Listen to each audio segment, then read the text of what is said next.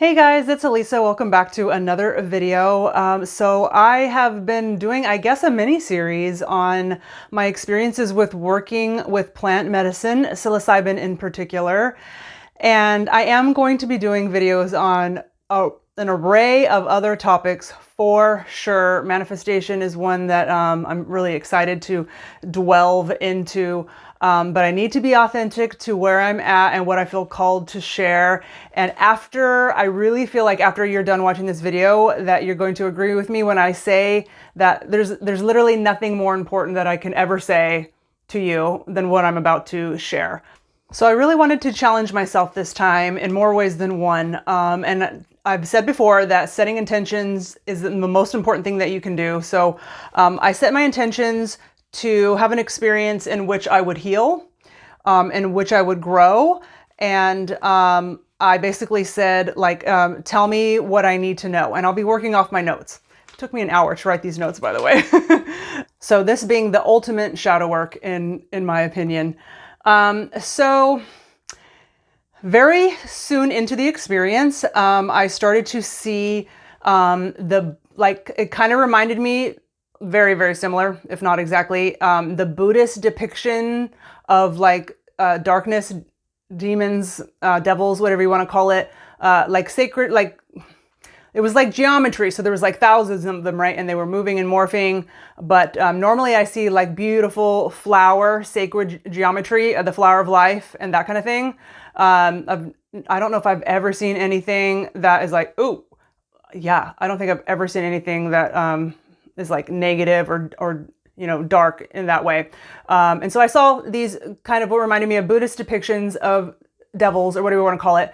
And I thought, okay, this is not going to go the same way that it's been going. And I'm the one who asked for it. So that's okay.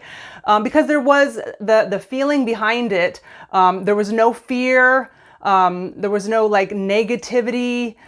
They were just showing me the visuals to let me know that we're going to go in a different direction this time. We're going to dig into your shadows, into your demons. So that everything that they've shown me, even when they are literally putting me in my place for hours on end, it is all felt very lovingly. The energy behind it has always been loving. Never we're about to spank you, we're about to, put you in your place. It never ever felt like that. It's always coming from this extremely non-judgmental, unconditional love place, but at the same time telling me what I need to know and what I need to see and so forth. So no fear behind it. There's just this trust. You just have this, I don't know, I guess I shouldn't say you just have it. I just have it. And maybe it took me a little bit to get there because I've been working with, plant medicine for a while now. So at this point I have a trust for sure. And that changes the game. Oh my goodness. Not just in your working with plant medicine, but in life in general, when there's a real, strong, genuine trust, it changes everything for the better. So some of what they showed me is very, very personal. I've gone back and forth on whether or not I should talk about this because, I am a person that, wears my heart on my sleeve. I'm very open and transparent, but I mean, there is kind of there is a border, but I'm going to share a little bit. Okay, so they were talking to me about authenticity in general. Especially when it comes to my emotions. They were talking about how me and people in general very much so suppress their emotions over their lifetime here on Earth.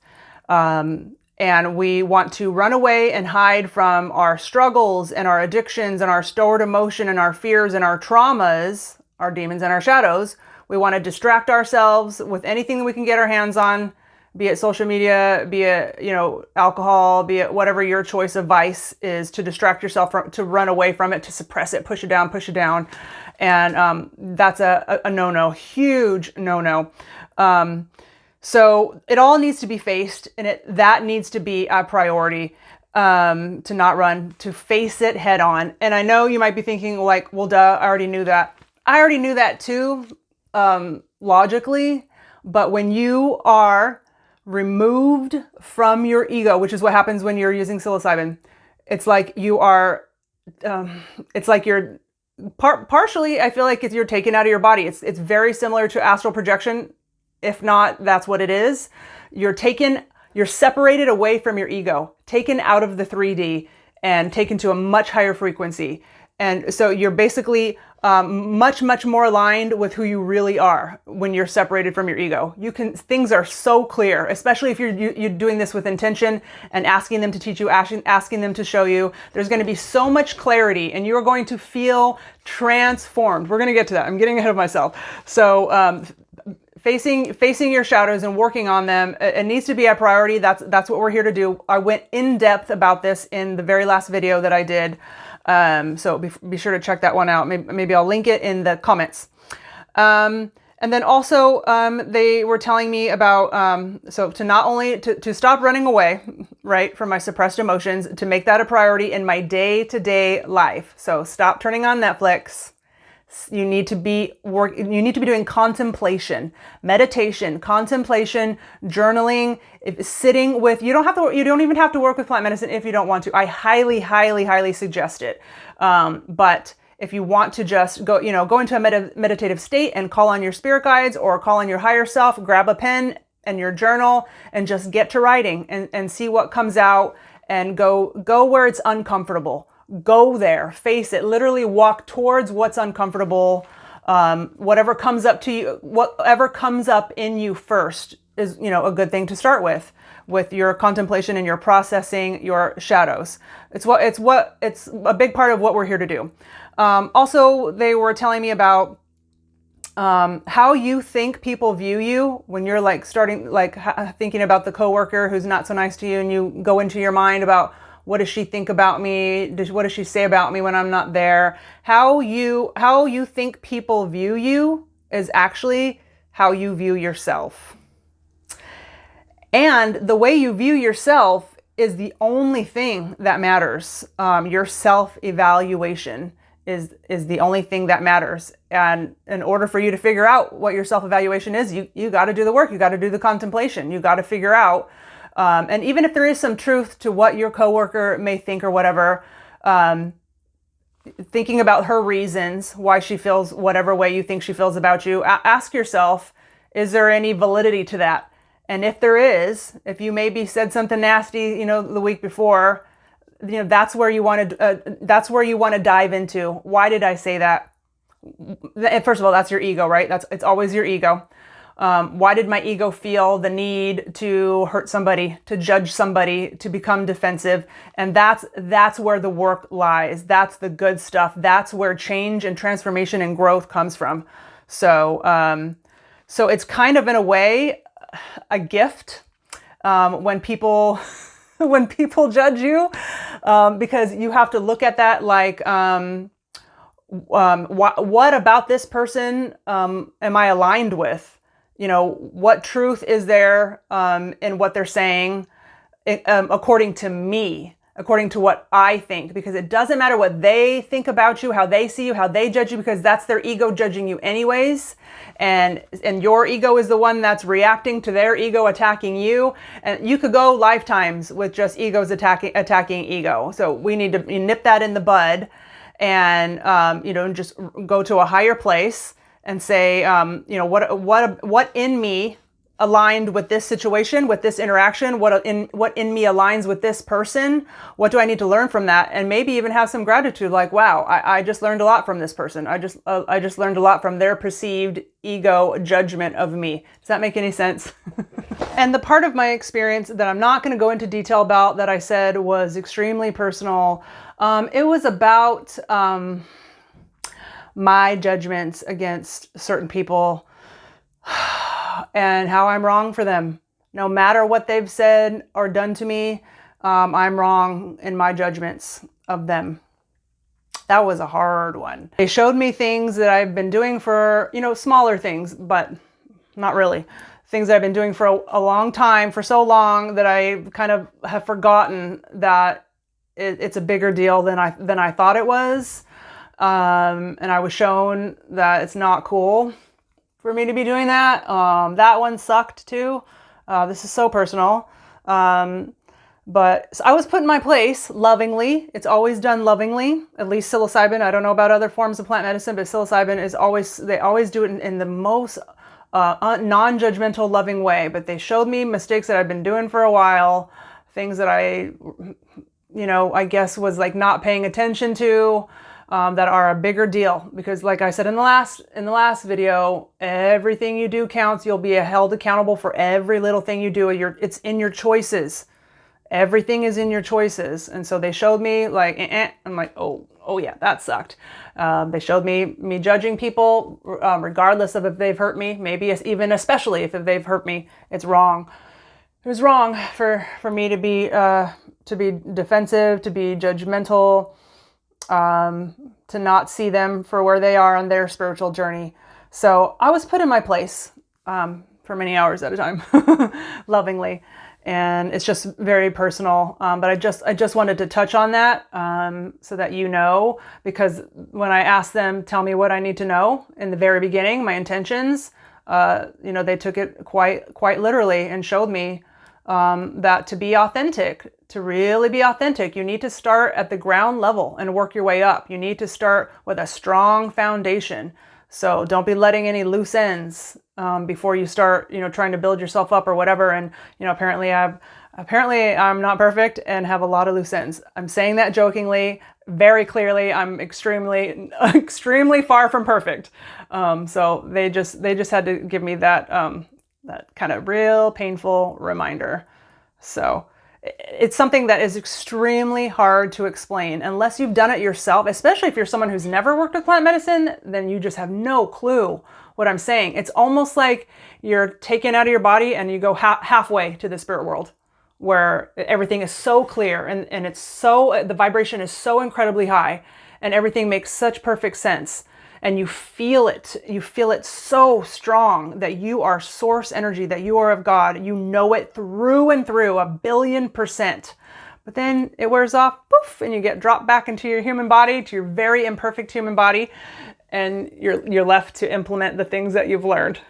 But that's why we're here, and it's my passion, spiritual growth, not only my own, but helping other people with theirs is my passion.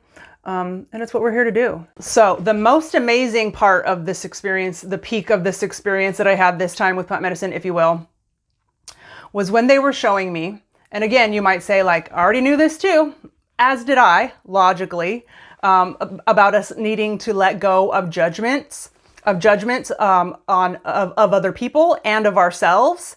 And I also talked about this in the last video, that people are where they are on their spiritual journey.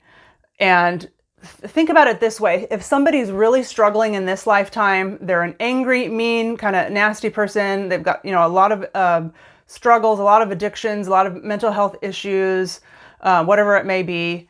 How do you think their last lifetime went? And the one before that, and the one before that, and the one before that. That means that they are really on the struggle bus, and they have not overcome, the ignorance yet. They have not.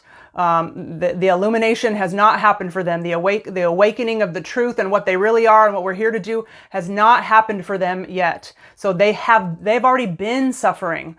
And they're currently suffering. So if you're quick to say this person, deserves the worst, they deserve their karma, they've probably already been experiencing their karma, including in this life. And you might be thinking, well, no, all they do is sit home and do whatever their bad habits may be. They're just living life. Are they really? If they're an angry, mean, disgruntled, nasty person, are they really happy? Even if they are sitting back doing whatever it is that they, do at home and while they're watching the TV, are they really a happy person? Do they feel love? Do they feel genuine happiness and joy? Probably not. This is where they are experiencing their karma. If there were ever a hell realm, it would be here. So as hard as it may be sometimes, it is our duty, for lack of a better term, to, have and show compassion for people and where they are on their spiritual journey, because you also have not reached the end. You have not reached awakening, or you probably, still wouldn't be down here. So yeah, it's good to show compassion. It's not only is it good, it's that's the job. That's the duty. We have to get to that point where we're feeling compassion for other people and where they are on their spiritual journey. And if we are taking personal still the way that someone is talking to us, what they're saying to us, what they're doing to us, then that is just showing us that the places where we are still unhealed. So they're actually doing you a favor. You know what I mean? They're kind of giving you a gift, wrapped in crap, but they're giving you a gift of showing you where you are on your spiritual journey and showing you where you're healing, where you still need healing. So as long as you're still bothered by what other people say and do, then you have not overcome your ego self, which we talked about in the last video. And that's what we're here to do. And that's okay. It's totally okay. Wherever you're at is okay. And wherever the other person is also okay. Because this is a school and that's why we're here. And that person has not realized the truth yet, which is that they are the source. You are the source of your own happiness, of your own love. You never need love, acceptance, attention, anything from another person. That's awakening. And again, you might say, well, I already knew that. I already knew that I'm not supposed to need other people to make me happy, that I'm supposed to make myself happy. I already knew that logically, right? I did too. But with the experience with plant medicine, I felt it. I was so full. I had enough for another 1,000 people. So full of the knowing 1,000% through and through that I am the source of my own love. And in that moment, I knew what it felt like to not need anything from anyone because I was so full of it. I was so filled up with this chi, with this prana, with this beautiful energy, with source energy. And I just kept being shown, I am the source. And not only am I the source, I am source, period. We are all source. We are all source energy, God, whatever you want to call it. That's where we come from. That's what we are. That's what our true nature is. And we all need to get to a point where we have the awakening and to know that we are the source of our own fulfillment, our own love. And if somebody is projecting onto you and codependent and maybe abusive or whatever, all of it, passive aggressive, all of it, it's because they have not realized yet that they don't need anything from anybody else, not from a spouse, not from a child, not from a friend, not from nobody. You are way more than enough for your own self because you are the source, and that is the truth. And it was so beautiful and so overwhelming. And I was crying and just repeating, I am the source. It's me. I don't need anything from anybody else. And I've been going my whole life thinking that I do, thinking that I need such and such person, or I need this person to act this way. I need this person to respond to me this way at this time. I need this person to, be completely understanding of all of my stuff, but they better not, say or do anything wrong to me. It's all illusions. It's all ignorance. And it was such a blessing. Plant medicine is such a blessing for me to be able to feel it. Now, coming back from it, when the experience is over and it wears off, you get put right back into, your old self and back into the 3D, and the experience kind of fades away. Luckily, I take notes, but it still fades away like a dream, and you forget a lot of it. And that knowing, all that spiritual knowledge where you in the moment are like, I'm transformed. Oh, I'm so transformed. As of now, I'm a completely different person. I'm healed. I'm awakened in the moment because you're in a different frequency. You're in a different realm. You are no longer in the 3D, and you've been separated from your ego temporarily while you're working with the plant medicine. But when it wears off and you come back down to earth, you pick up where you left off, but now with the knowledge. That doesn't mean that it's now going to be, easy peasy, that you're now going to be able to, hold unconditional love for anybody, no matter how they treat you, and that you're going to hold compassion for everybody, and you're this awakened guru. That's not what it means. You were just given the gift of the knowledge because you seeked it out. You made the decision to, use the plant medicine or yoga or breath work or meditation or whatever your form of shadow work and spiritual work is. There's so many of them. So if you go looking for it, you're going to find it, you're going to receive it, and it's a gift. Doesn't mean that it's a Band-Aid and solves everything. You just have the knowledge now, and a lot of people don't. So it's a huge gift. So now there's a little bit even more pressure on you, maybe in the best way, for you to use that knowledge and to apply it. It doesn't mean that it's going to be easy, because you're back in your body, you're fully with the ego. So the ego's still with you when you're done with the plant medicine session. When you come back down, you still have the ego that you have to overcome in each interaction and each hour and each day that you're dealing with these people. But you now have the knowledge. So you're now equipped with the knowledge to deal with people and do your best to hold compassion for them, to see them in a different light, to look at them and say, he is acting ridiculous. Oh, wait, hold on. That's right. I now have the spiritual knowledge that it's just his ego projecting, because he has no idea that he's his own source. He hasn't seen yet. And, that's kind of have a little pity on them if that's what you have to do in order to, start feeling some sense of compassion for them and knowing that we're all on our spiritual journeys and we're going through lifetimes of suffering, and knowing that and reminding yourself, I'm my own source of my own happiness, of my own love, and I don't need this person's approval. I don't need anything from them. You don't need anything from any outside source, period.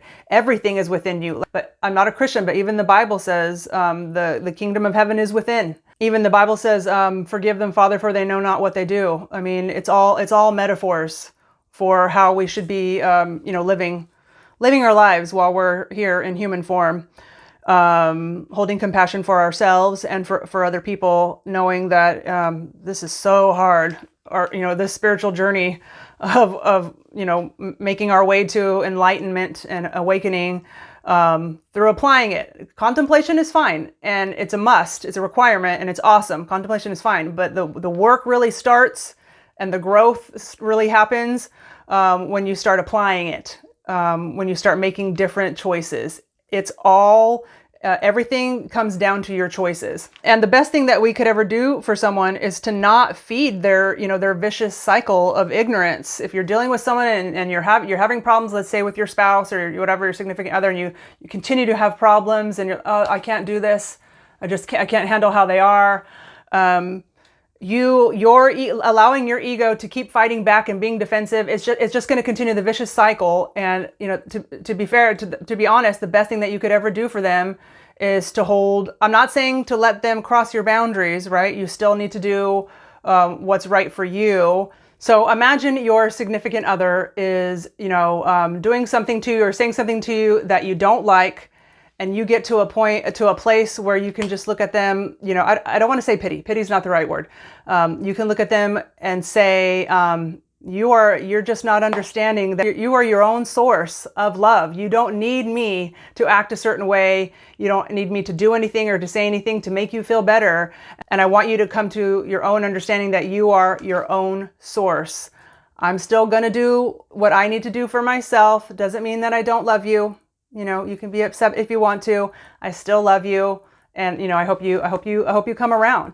And if we can get to this place, first of all, bravo. If you are to a place or almost to a place where what people do and say doesn't faze you, doesn't bother you, you can look at them and just see them for where they are on their spiritual journey and see that it's about them, that it's their ego that is acting out.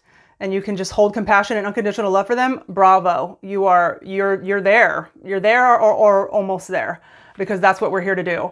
And the more you're able to do that and to just kind of focus on the good in them. So when you are able to get to that place to look at them and see the best in them and just hold compassion for them and not let them and stay unbothered, they are either going to end up changing or they are going to vibrate out of your life.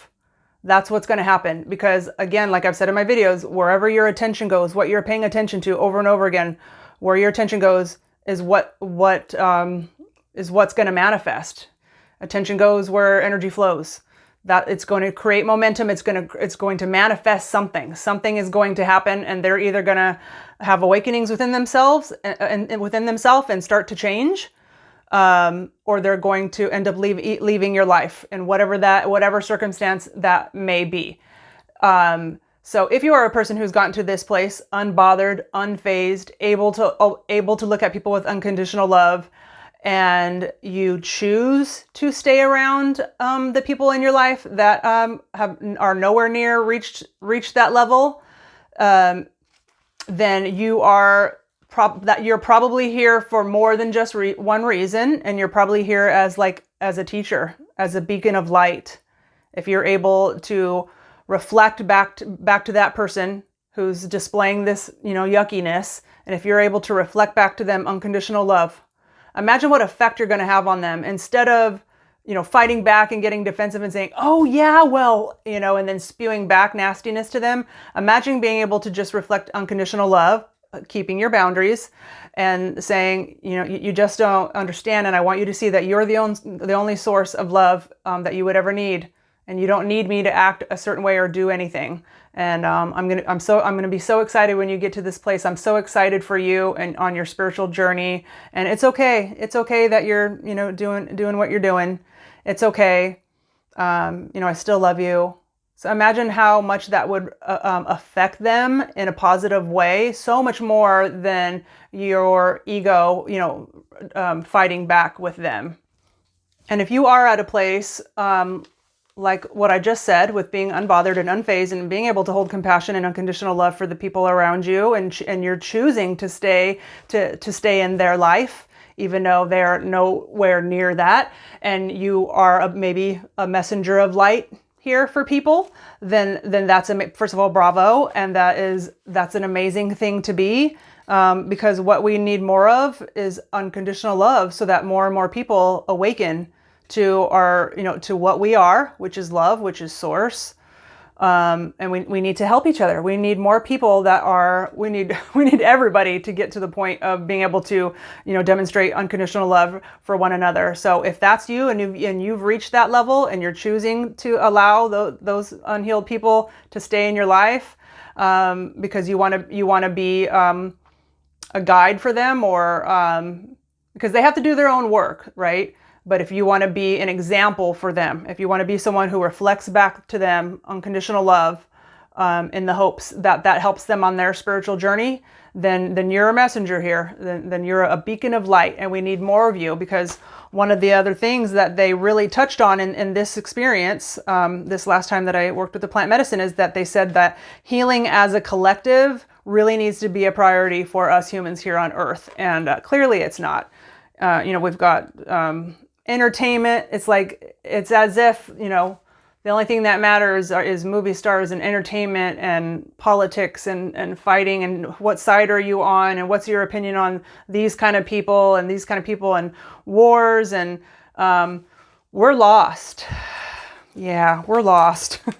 So if you know of people that are, holding gatherings like cacao ceremonies, and anybody who does any kind of healing circles, or healing programs, spiritual programs, yoga retreats, all of it. Those are the types of things that we need in this world. And so I already said that true healing happens in your choices, because we all have free will. And we need to use it, because another thing they told me is that we should not be taking this life for granted. It is a gift, but it's also an opportunity, our duty to grow. And so we should not be taking this lifetime here for granted. Contemplation is amazing. It's necessary. But after that contemplation, we really need to, implement it and put it into action, and start making different choices, and putting our awareness in all of our choices, big and small.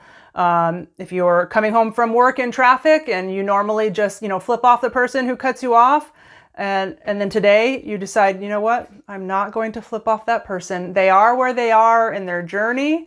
I'm going to hold compassion for them. They're probably a really angry, unhappy person. Who knows? Half a mile down the road, they could possibly get into an accident because of their anger, because they're blinded, because they don't know yet. They don't see yet. And so hold compassion for them, and don't put the middle finger up this time. And that's just a silly example of putting your awareness in all of your choices, big and small, what you put in your mouth, when you choose to, choose to go get something to eat. What are you going to choose? You're going to choose a burger? You're going to choose a salad? I'm just saying. Love is the real currency is something I heard. Thought that was beautiful. Love is the real currency. So let's see. Change also happens when you genuinely have trust. And that's really something that I struggle with, having trust and surrendering big time. That's my own issues. And working with plant medicine is really helping me. It's really showing me that I can trust not only myself, my higher self, trusting spirit, trusting source energy, which is absolutely necessary when it comes to manifesting, which I will do several videos on coming up here. In order to manifest, you really have to have trust. And so plant medicine, it's too hard to explain one of the reasons how plant medicine is teaching me to trust is because it really is a trip. You know how they call it tripping? It really is a trip, and it goes up and down and back around, and it comes full circle. And then you're just like, oh my gosh. And so after you do it enough times, you're like, wow, I can trust it no matter what direction it goes to, knowing that that it's the highest intelligence, the highest source of divinity, and it knows what it's doing, and it's going to show me what it needs to show me, and it's going to get, we're going to get to the end here, and it's all going to tie in together, and it's all going to make sense. And that's how the trust is building within me, which is amazing. So it's our job to be working towards the knowing that we are our own source, and we need to be filling up our own cup. That's our work, to be constantly reminding ourselves, I am source, I am love, I am all that I would ever need. Because you are selling yourself short. We have been selling ourselves short, thinking that we need a knight in shining armor, thinking that we need to have this size house and this many degrees, and my behind has to be this big and my waist has to be this big. And all these illusions, we have all these illusions of thinking that we need all these external sources in order to be happy. And it's all illusions. None of it's real. All your source of all the happiness you would ever need is inside of you. And that's why I say to meditate, and that's why I suggest plant medicine. And also what you say is law is another thing that I was told, again, for the millionth time. What I say is law, and so it is, because your word is your wand. There's so much power in the spoken word. So, be mindful of what you say. Like I said, be mindful of your choices. Really put your awareness in your little choices, including the things that you say, because what you say is law. What you say, manifests things. Another part of the experience, when I get a little emotional, and this has happened almost every time now, every time I use plant medicine, I end up saying, where's my grandma? And she's in spirit. But when I'm in this state, removed from my body somewhat, I always say, where's my grandma? Almost demanding, like, I want to see her now. And I'm emotional when I'm saying it. And I was told, she is everywhere. She is everywhere. She's in you. You're in her. You're part of each other. Everyone is one. You're all one. We're all one. She is everywhere. And I was like, oh, okay. Like, I understand that that's true even more now after this last experience. But the ego part of me, the hurt little girl in me that lost my grandma didn't want to accept that. And I'm like, no. I don't want her to be everywhere. I want the grandma that looked like the woman while she was in this incarnation as my grandma. That's how I want to see her, and I want to see her now. And not to say that she's not her. She's still, even though she's part of the collective, part of the whole, as we all are. It's like we all separate, right? Okay, so say we're all God as one big whole. We're all source energy. And then we break off into a billion pieces and come have these lives over and over again. It's like God experiencing itself. And I don't know why. I don't have all the answers. I don't know why God would want to experience itself in a billion different ways with a billion different experiences and lifetimes. I don't know if I'll ever have the answer to that. So they told me, she still has her experiences. She still has her memories. She still has where she still is where she is on her spiritual journey. So it's not like my grandma just doesn't exist anymore, but it's like she is like back it's very hard. It's very hard to explain. It's not like she is 10 billion light years north and hang a left and that's where she is only. It's not like that. She is everywhere. And I think, okay, so that's getting a little bit too big. I just wanted to share that little tidbit of that answer. It was a very interesting answer. And it's not really the answer I wanted, but I asked for the truth and they showed me the truth. So when we go back to spirit and we're just energy in our perfect whole form, it's almost as if source energy, God, whatever you want to call it, said, okay, so you're perfect, you're perfect, and you know that we're all one. But I'm going to, like that movie Men in Black, I'm going to, and they use that little thingamabobber, I'm going to erase your memory completely of who you are and what you are. And you're going to be dumb and blind and this big, and you're going to pee and poop yourself. And people are going to take care of you and put a diaper on you. And I'm going to take you of your memory. I'm going to take your memory from you of what you are. And I'm just going to throw you down there until you remember what you are and who you are, until you figure it out, until you awaken. I don't care if it takes you 100 lifetimes. That's what I'm going to do to you and everybody else. I'm just going to throw you down there until you remember and figure out who you are, until you awaken and realize. Why? That's the part I don't understand. Why would Source God, why would they want to do that? But I'm pretty sure, this is all my beliefs, by the way, right? Of course, this is all my beliefs. I would never claim to know everything. If someone claims to know every single thing, I would take what they say with a grain of salt, unless they are literally like an awakened guru somewhere in a temple or in an ashram or something. But even then, always use your own intuition. But yeah, that's my question that I don't know if I'll ever get the answer to. Why? Why is that happening? Because when you use plant medicine, you regain a lot of that knowledge, the highest knowledge. I mean, what could be a higher knowledge than them showing me that I not only am my source, period, that I am the source of my own happiness, my own love, of everything that I could ever need. And why do I have to forget it? Or why is it hard to hold on to it when I'm done with the plant medicine ceremony? Why is it hard to implement it while I'm down here? Because why do I have to have this ego? Why did Source Energy drop us down here, wipe our memory, and give us an ego to struggle with and overcome? I don't get that. I don't understand that. But here we are. I hope that you get something from this. I hope that it makes sense. And I really hope that one day you decide to try plant medicine. And if not, then you can just, hear the knowledge, watch my videos and listen to the knowledge that I'm receiving, because I'm going to continue to share it with you, because that's the whole point. What would be the point of receiving the knowledge and not sharing it? That's literally the point, because we're all one. Like it or not, we're all one. I'm you, you're me, and that's what it is. Man, it's hard. It's hard down here. But anyways, I am going to shut up now. Thank you so much for joining me. Please leave me a comment with your opinion. Let me know, have you worked with plant medicine? And if not, what is your favorite healing modality? Please let us all know what's been the most effective for you. Is it meditation? Is it yoga? Is it something that I've never tried, that I've never heard of? Subscribe. I'm a developing medium. If you'd like to book a reading with me, I do my readings over Facebook video call. Then you can send me a message on my Facebook mediumship page, which is Elissa Ace / Spiritual Medium. It'll be linked in the comments below. And that's it. Until next time, I'll see you in the next video. Thanks, guys. Bye. Be nice and hold compassion for each other. Unconditional love. Good luck. I'm gonna need it. That's all I know. I'm gonna need it. Bye, guys.